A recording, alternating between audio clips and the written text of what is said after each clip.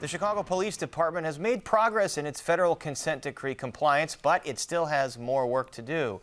That's according to a new report from the independent monitoring team that's overseeing the department's consent decree implementation. The report covers the period between March and December of last year. It found that while CPD hit only 19 of 43 reporting deadlines, the department did reach some level of compliance with 154 of the 315 consent decree requirements. WTTW News reporters Heather Sharon and Matt Masterson have been following this, and they join us now with more. Welcome, both of you. Before we talk about the new report, Matt, remind us how this federal consent decree came to be.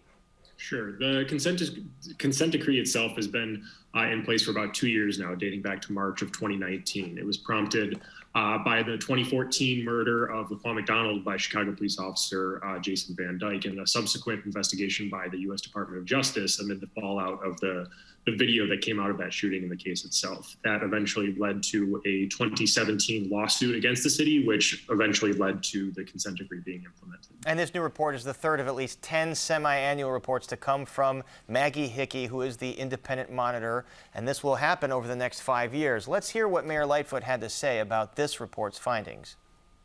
Even through a pandemic, that the police department made up a lot of unfinished business from the previous two reports, and then really focus like a laser beam on making sure that they got a lot of things right, a higher percentage of meeting deadlines, but importantly, making real substantive progress.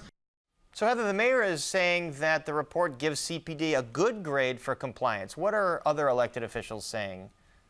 Well, good is relative here, because at the last report, the police department basically was missing 80% of the deadlines. Now it's closer to 40 or 50%, depending on how you cut it.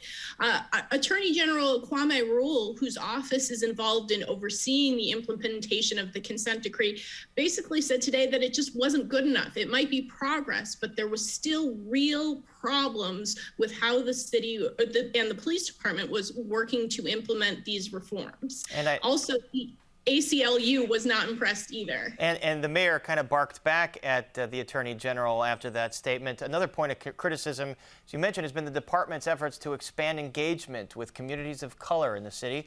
Let's take a listen. What the monitor found is that when the city reaches out to those communities, it is very late in the process, often when policies are almost nearly finalized. Instead, what needs to happen is actually sitting down, being open to change, to listen to those communities and their experiences, and to accommodate their needs. So, Matt, the ACLU is saying they're not very impressed with CPD's effort at engaging communities, even though the report says CPD has upped its game there. What do these community engagement efforts look like? So the department did do more in this latest reporting period to reach out to communities through things like public surveys on specific department policies and community working groups as well. But there was mixed success on those. And as we just heard, some felt that their comments were coming either too late in the process or they just weren't being heard at all as these policy decisions were being made. And while the department did receive marks for attempting these things and making these outreach efforts during the latest period, the report found that the CPD is still not doing enough and struggling to connect with these community groups that are most impacted by policing. And Heather, as we mentioned at the top, I mean, this report shows that the department is only meeting about half of its deadlines to comply with this decree. What are the next steps? Well, we're also waiting for the independent monitoring team to release its report of how the police department handled the summer protests after the death of George Floyd in police custody. We've already seen a report from the Inspector General that was highly critical of how the police department handled those protests and how they responded to the unrest. So it will be a real sort of test of what is going to happen going forward to see what the independent monitoring team, which can order changes as opposed to just recommend changes like from the Inspector General, says about how the police department did. Yeah, that IG report that you mentioned, Heather, was indeed scathing. All right, well, thank you to Matt and Heather for joining us right now. Thanks, Paris. Thanks.